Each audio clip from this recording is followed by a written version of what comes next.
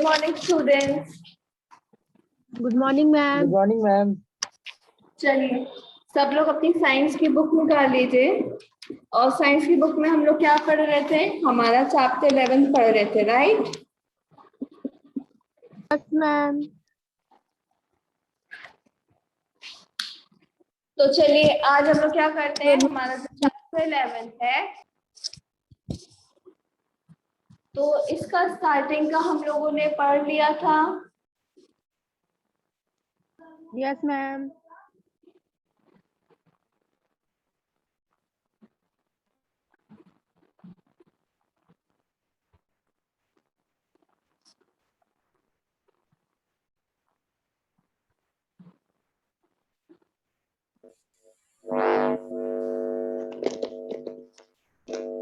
शोभित mic mute करिए अपना।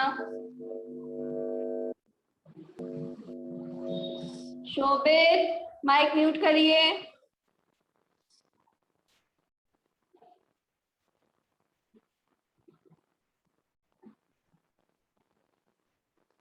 तो लास्ट क्लास में हम लोगों ने किस बारे में पढ़ा था? लास्ट क्लास में हम लोगों ने पढ़ा था कॉन्टैक्ट फोर्सेस और नॉन कॉन्टैक्ट फोर्सेस। तो हमने जो स्टडी करा था वो करा था कॉन्टैक्ट फोर्सेस के बारे में कि कौन कौन से हमारे कॉन्टैक्ट फोर्सेस हैं, है ना? Yes ma'am. तो कॉन्टैक्ट फोर्सेस हमारे कौन से थे? Muscular force and friction. Friction. तो आज हम लोग क्या करेंगे? आज हम लोग पढ़ेंगे हमारे नॉन कॉन्टैक्ट फोर्सेस के बारे में। तो नॉन कॉन्टैक्ट फोर्सेस में हमारे कौन से आते हैं? नॉन कॉन्टैक्ट फोर्स में आते हैं हमारे magnetic force, electrostatic force and gravitational force. तो सबसे पहले हम लोग पढ़ेंगे मैग्नेटिक फोर्स के बारे में कि मैग्नेटिक फोर्स क्या होता है।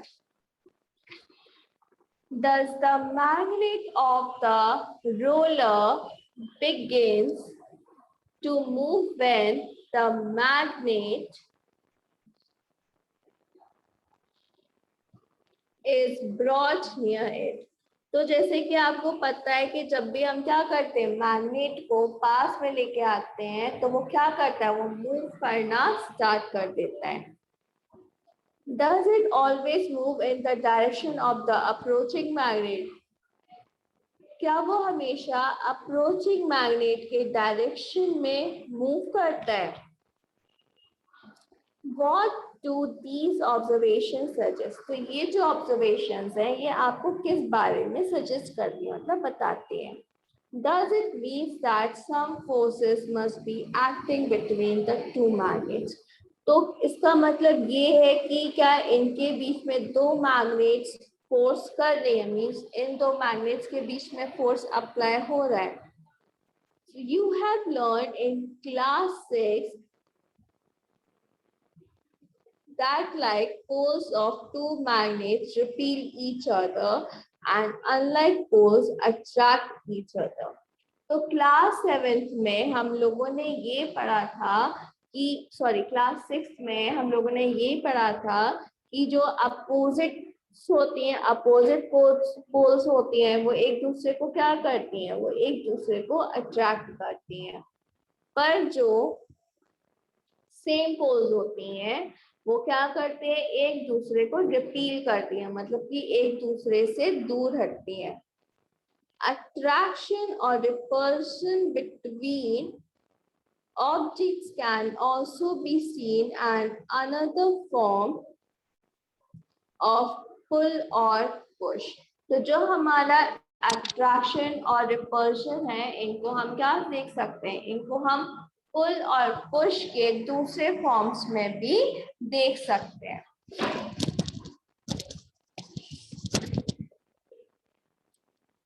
Do you have to bring the magnet in contact for observing the force between them?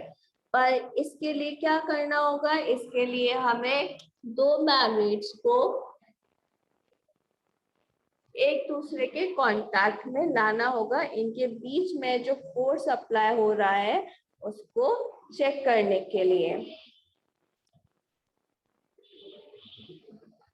A magnet can exert a force on another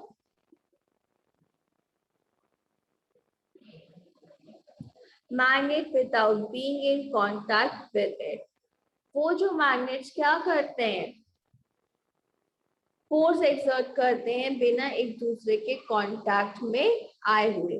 The force exerted by a magnet is an example of non-contact forces.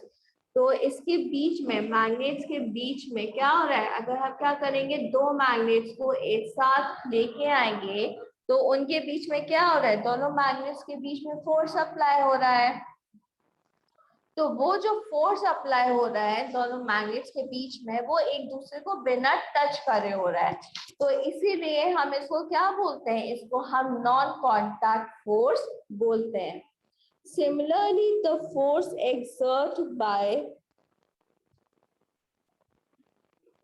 a magnet on a piece of iron is called also a non-contact force. इसी तरीके से जब magnet iron के piece पे जो contact apply करता है उसको हम क्या बोलते हैं, उसको हम नॉन कांटेक्ट फोर्स बोलते हैं।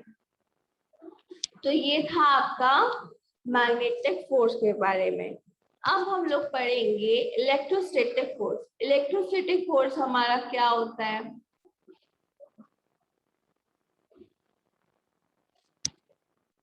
a straw is said to have acquired electrostatic charge after it has been rubbed with a sheet of paper. आपने क्या किया, आपने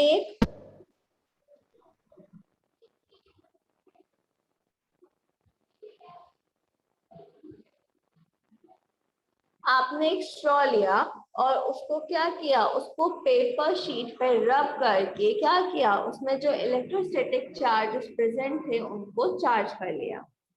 Such a straw is an example of a charged body. तो वो जो body थी, तो वो जो आपका स्ट्रॉ था वो किसका एग्जाम्पल था, वो एग्जाम्पल था चार्ज बॉडी का।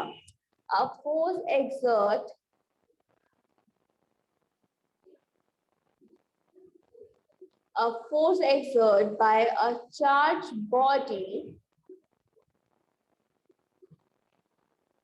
on another charged or uncharged body is known as electrostatic force. वो फोर्सेस जो क्या होती है, एक चार्ज बॉडी होती है और दूसरी अनचार्ज बॉडी होती है, उनके बीच में जो फोर्स अप्लाई होता है उसको हम इलेक्ट्रोस्टैटिक फोर्स बोलते हैं। This force come into play even when the bodies are not in contact. ये फोर्स तब भी प्ले करता है जब क्या होते हैं, तब हम कोई भी वो जो बॉडीज हैं वो एक दूसरे के कांटेक्ट में नहीं आती हैं। The electrostatic force therefore is another example of a non-contact force.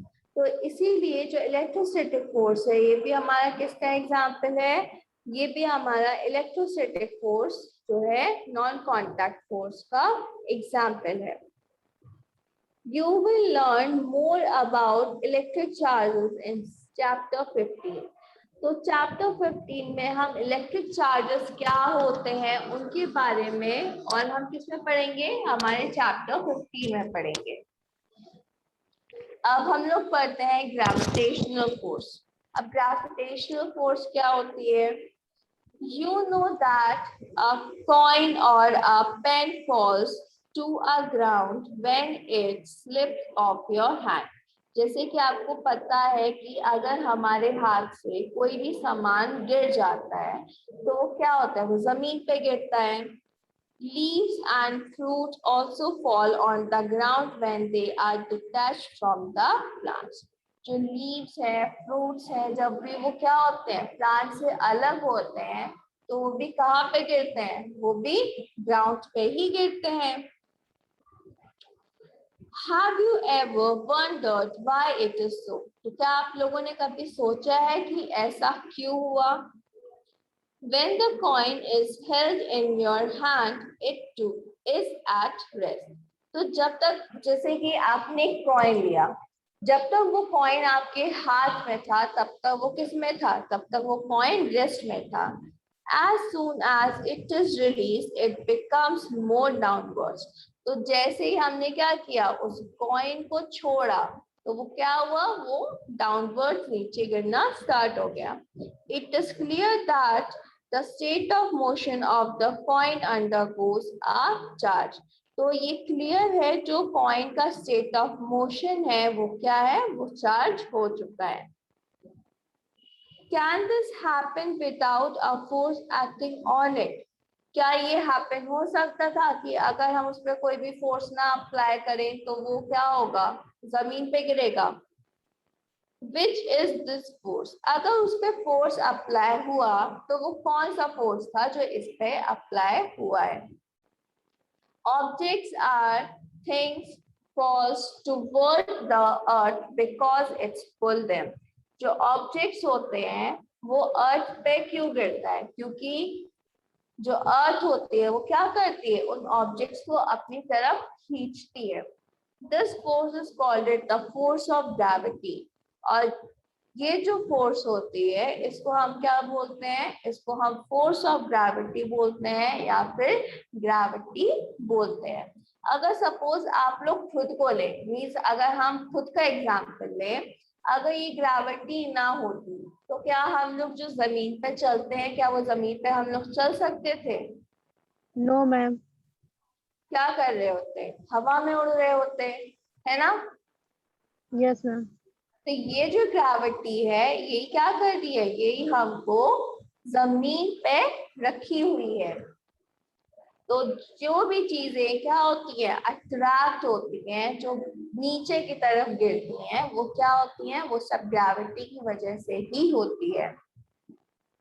This is an attractive force. Gravity क्या है, ग्रेविटी एक अट्रैक्टिव फोर्स है. The force of gravity acts on all objects. और जो ग्रेविटी की फोर्स है वो क्या होती है, वो सभी ऑब्जेक्ट्स पे अप्लाई करती है. मतलब कि जितने भी ऑब्जेक्ट्स हैं, चाहे वो लिविंग हो, चाहे नॉन लिविंग हो, चाहे कोई भी ऑब्जेक्ट हो, सब पे क्या होती है, ग्रेविटी सब पे अप्लाई करती है.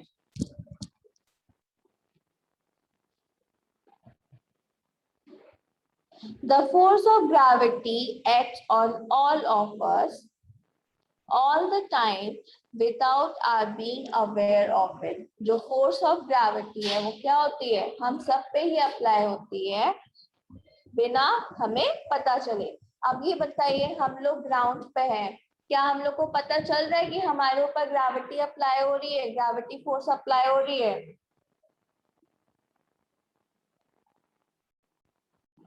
बताइए, क्या हम लोग को पता चल रहा है कि ग्रेविटी हम पे अप्लाई हो रही है? No ma'am. नहीं हो रही ना. इसी तरीके से क्या है, ग्रेविटी जो फोर्स है वो हम सब पे अप्लाई हो रही है, पर हमें उसके बारे में पता नहीं चल रहा है कि हम सब पे ग्रेविटी अप्लाई हो भी रही है कि नहीं हो रही है. Water begins to flow towards the ground as soon as we open the tap. जैसे ही हम क्या करते हैं, हमारे टैप को ओपन करते हैं, जो टैप से वाटर आता है वो क्या होता है, वो सीधा ग्राउंड की तरफ गिरना स्टार्ट करता है, वो ऊपर तो नहीं जाता, है ना. Water in rivers flow downwards due to the force of gravity. जो भी वाटर है, जो रिवर वाटर्स है, वो भी क्या होते हैं, वो भी सारे डाउनवर्ड्स ही फॉल होते हैं. किसकी वजह से, ग्रेविटी की वजह से. अब आप लोग ब्लॉक देखिए, जो येलो ब्लॉक है उसमें लिखा हुआ है, gravity is not the property of the earth. Gravity क्या है, कोई अर्थ की अकेली प्रॉपर्टी नहीं है. In fact every object in the universe, whereas small or large, exert a force on every other object. हमारे यूनिवर्स में जितने भी ऑब्जेक्ट्स हैं, वो चाहे छोटे हो चाहे बड़े हो, सब क्या करते हैं, सब में कोई ना कोई फोर्स अप्लाई होता है. और वो फोर्स क्या कहलाता है, वो फोर्स आपका ग्रेविटेशनल फोर्स कहलाता है। अगर जैसे आप लोग सपोज करिए, हम लोग एग्जांपल लेते हैं हमारे स्पेस का, तो जैसे कि आपको पता है कि जितने भी प्लैनेट्स हैं वो सब अपनी ऑर्बिट में घूमते हैं, अपनी ऑर्बिट में रिवॉल्व करते हैं, Yes, ma'am. है ना। तो जितने भी प्लैनेट Yes. जब अपने ऑर्बिट में रिवॉल्व करते हैं तो ये किसकी वजह से है, ये उनके ग्रेविटी की वजह से है।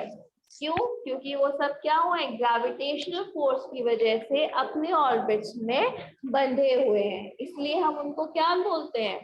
तो जितने भी हमारे ऑब्जेक्ट्स हैं सब में क्या अप्लाई होता है, सब में ग्रेविटेशनल फोर्स अप्लाई होती है, चाहे वो स्मॉल हो चाहे लार्ज हो। ओके, तो Yes, सबको ma'am. समझ में आया।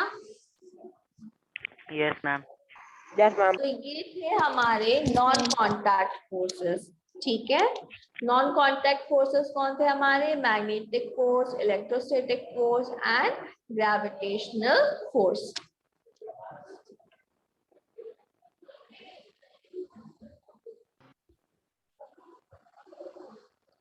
अब हम लोग पढ़ते हैं प्रेशर के बारे में। अब हम लोग किसके बारे में पढ़ेंगे, प्रेशर के बारे में, कि प्रेशर क्या होता है। You have learned in class 7 that strong winds during a storm or a cyclone can blow away even the rooftops. तो जैसे कि आपको पता है कि जब भी स्टॉर्म्स आते हैं, साइक्लोन्स आते हैं, तो वो क्या करते हैं, अपने साथ साथ जो घरों की छतें होती हैं, सामान होते हैं, उन सबको अपने साथ साथ उड़ा ले जाते हैं, है ना। You also learn that winds and cyclones are caused by the differences in air pressure. और उसके साथ साथ हमने ये भी सीखा, जो winds है, cyclones है, ये किसकी वजह से आते हैं, ये आते हैं डिफरेंट एयर प्रेशर की वजह से। जब क्या होते हैं, जब अलग अलग एयर प्रेशर आपस में टकराती हैं तो क्या फॉर्म होता है, साइक्लोन का या फिर स्ट्रॉन्ग स्ट्रोम्स का फॉर्मेशन स्टार्ट हो जाता है। This is the relation between a pressure and force. तो ये किसका एग्जाम्पल है, ये आपका एग्जाम्पल है प्रेशर एंड फोर्स का। Let us find some. अब हम लोग कुछ समझते हैं कि प्रेशर क्या है, फोर्स क्या है। Try to push a nail into a wooden plank by its head. आप क्या करिए, जैसे कि आपको ये फिगर शो हो रहा है, इस फिगर में देखिए क्या दिया हुआ है, एक जो पर्सन है वो नेल को क्या कर रहा है, वुडन प्लैंक में डाल रहा है उसके हेड के थ्रू। डिड यू सक्सीड, क्या वो सक्सीड होगा। Try now to push the nail by the pointed end. Could you do it this time? अगर सपोज करिए आपने दो नेल्स लिए, एक नेल को आपने क्या किया, हेड के थ्रू को अंदर वुडन में क्या किया, वुड में डाल दिया, पुश कर दिया। अब क्या किया आपने, सेकेंड नेल लिया तो उसको आपने पॉइंट के थ्रू क्या करने लगा, पॉइंट से आप उसको हिट कर रहे हैं, तो क्या वो अंदर चला जाएगा, वुड प्लांट के अंदर चला जाएगा। No, ma'am. नहीं जाएगा. नहीं जाएगा। अब ये किसकी वजह से हुआ, ये हुआ था प्रेशर की वजह से।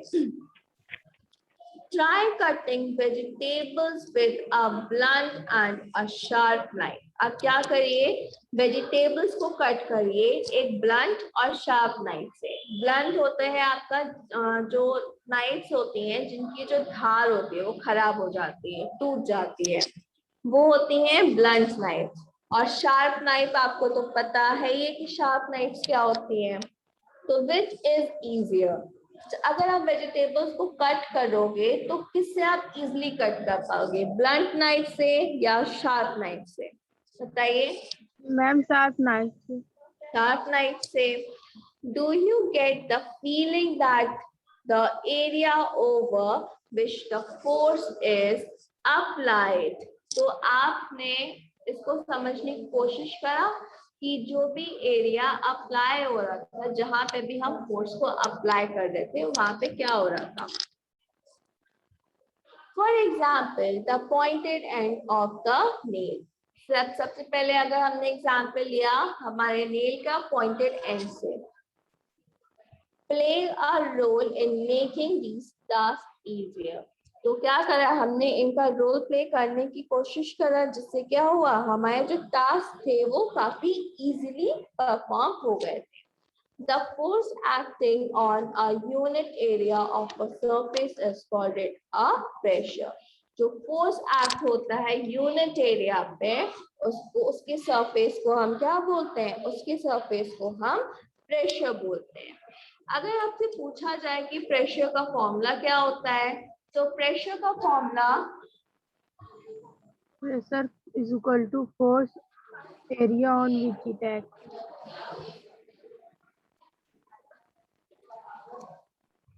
pressure is equal to force divided by area on which it acts. Pressure क्या होता है, force is equal to divide by area on which act. Force जो हमने फोर्स अप्लाई कर रहे हैं ऑब्जेक्ट पे, और डिवाइड कर रहे हैं किससे, जो जिसपे भी हम प्रेशर अप्लाई कर रहे हैं, हमारे जो भी ऑब्जेक्ट है जिसपे हम प्रेशर को अप्लाई कर रहे हैं. अब येलो बॉक्स देखिए, eight this stage we consider only those forces which act perpendicular to the surface on which the pressure is to be computed. तो इन ये जो हमने एग्जाम्पल्स पढ़े, जो भी हमारे एग्जाम्पल्स हैं, उससे हमें ये समझ में आता है कि फोर्स हमारा तभी अप्लाई होता है जब हमारा ऑब्जेक्ट कैसे होता है, परपेंडिकुलर होता है, सरफेस के परपेंडिकुलर होता है, जिससे वो क्या होता है, इजीली कंप्यूट होता है, और हम क्या कर सकते हैं, उसको प्रेशर के हेल्प से उस एक्टिविटी को परफॉर्म कर सकते हैं.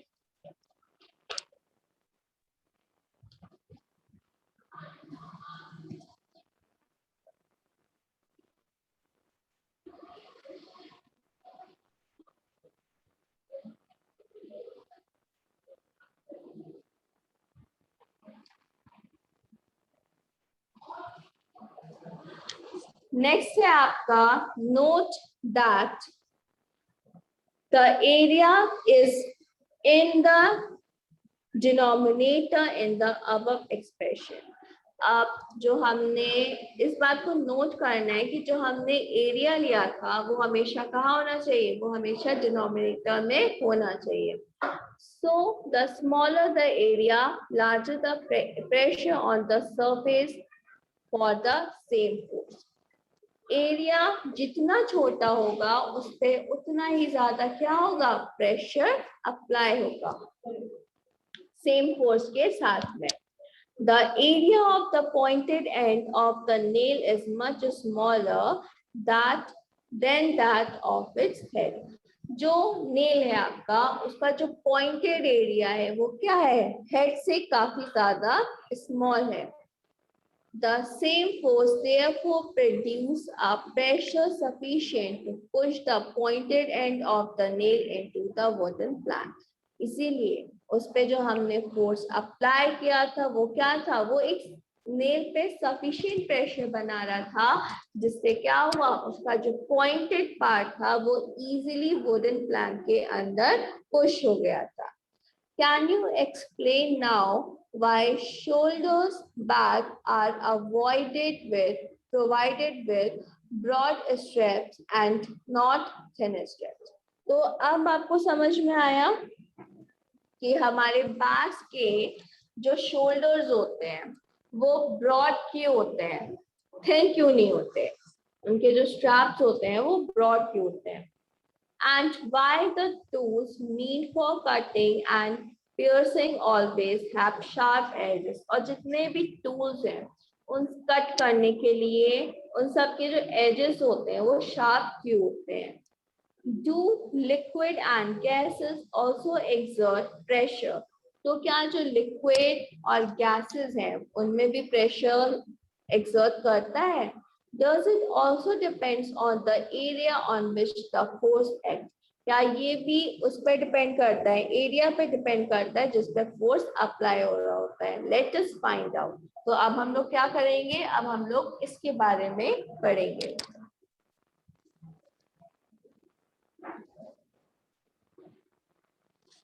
तो pressure exerted by liquid and gas. अब जो प्रेशर एक्सर्ट करा गया है लिक्विड और गैस से वो हम समझेंगे। तो सबसे पहले हम लोग परफॉर्म करते हैं हमारी activity 11.8। Take a transparent glass tube और अ प्लास्टिक पाइप। या तो एक ट्रांसपेरेंट ग्लास ट्यूब ले लीजिए या फिर प्लास्टिक पाइप ले लीजिए। The length of the pipe tube should be about 15 centimeter and its diameter should be 5 to 7.5 centimeter.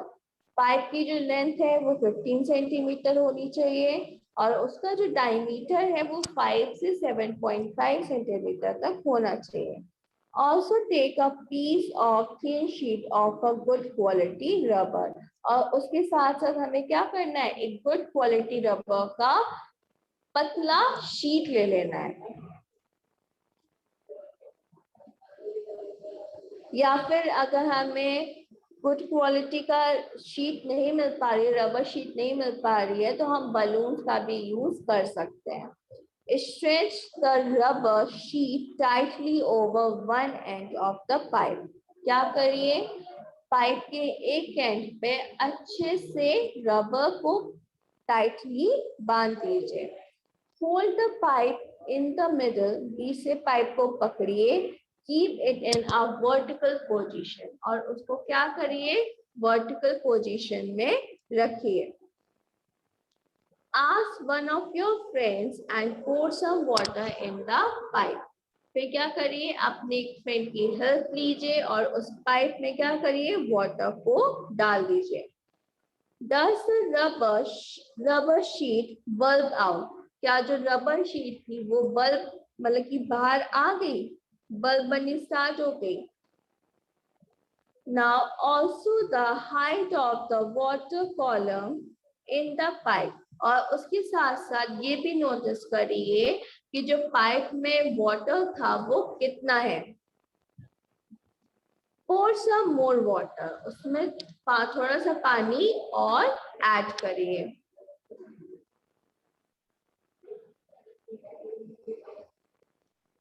Observe again the plug in the rubber sheet and the height of the water columns in the pipe।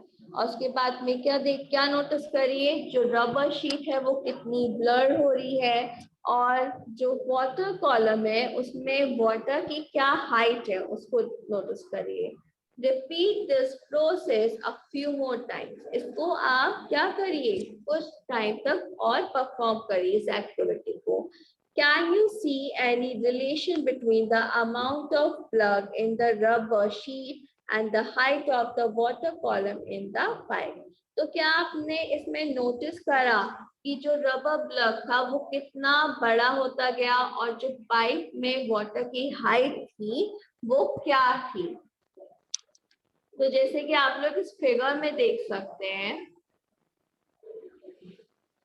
जो आपका ये figure 1 है